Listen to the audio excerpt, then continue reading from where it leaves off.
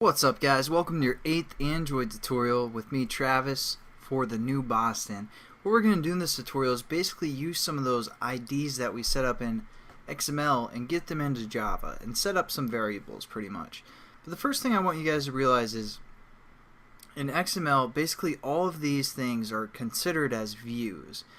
That's why we saw this text was called text view. Button even is from the view class. Basically all these things are from the view class. You can pretty much think of it like that, and they all are pretty much considered views.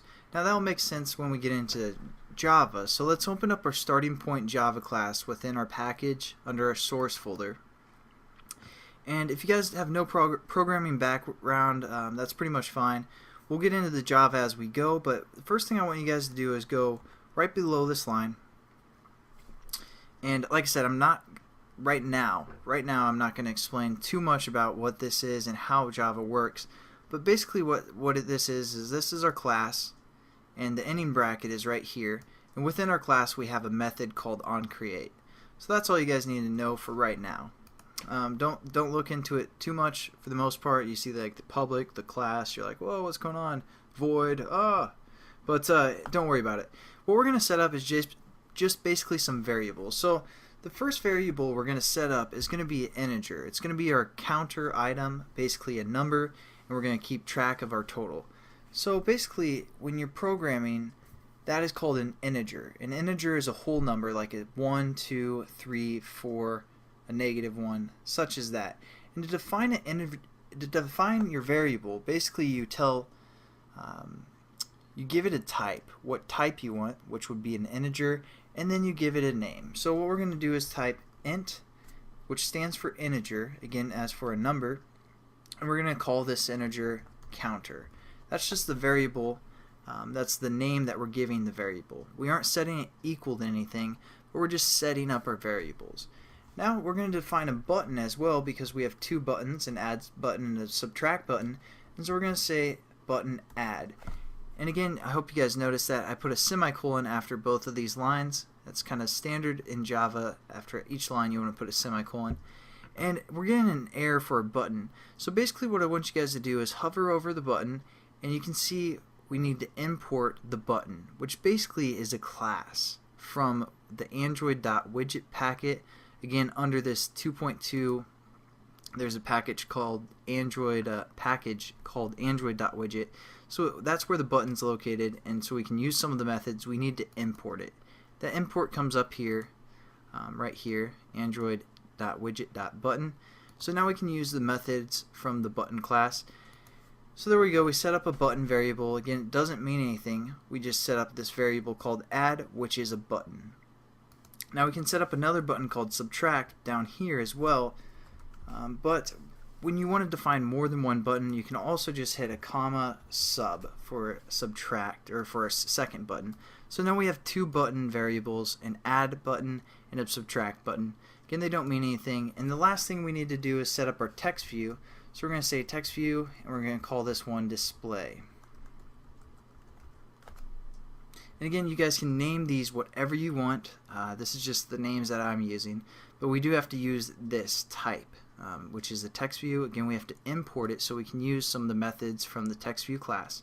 So we have our variables set up, and now we want to connect them to the XML. So what we're going to do is go within this onCreate bracket below the set content view, and again that will be this bracket right here.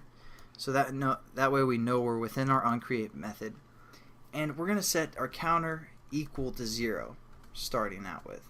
So it's pretty simple, just counter equals 0 and then semicolon, and now that set up our variable counter to 0, and again this variable is an integer, and our program's going to know that now that we're working with a number for the most part. And now we also need to set up what our add button is equal to, and to do this it might be kind of confusing jumping right into setting up references right away, but don't make it confusing, and we'll get into this in more detail later, but just within parentheses put button, basically meaning that we're going to use this as a button, and we're going to say find view by ID, just like that. Find view is capitalized, by is capitalized, and ID is I is capitalized. So basically we're finding the view by the ID. And again, all those things are views, the button's a view, text view's a view, and we're going to find that view by the ID of that view. So we're going to put within parentheses r.id dot, and then we have our IDs that we set up in the XML in the last tutorial. Since we're setting up our add button in Java, we're going to say button add, and then we just have to hit a semicolon at the end of this, and we basically set up our ID.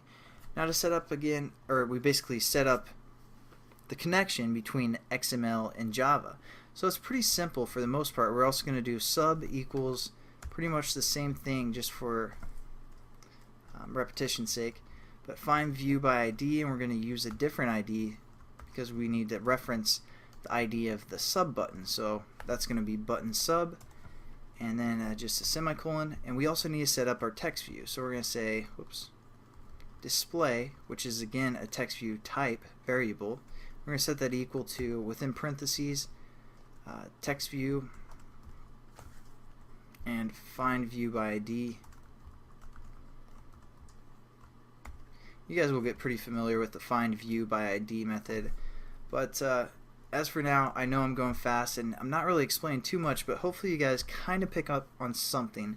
Again, we'll go back over some of this stuff so it's a lot clearer, or a lot more clear I should say, but basically now we set up what our variables are equal to in XML, so when the person touches one of those buttons, we know that it was touched for the most part.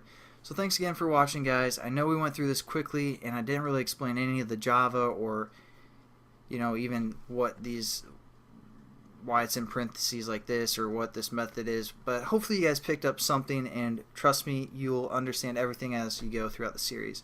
Have a good one, guys.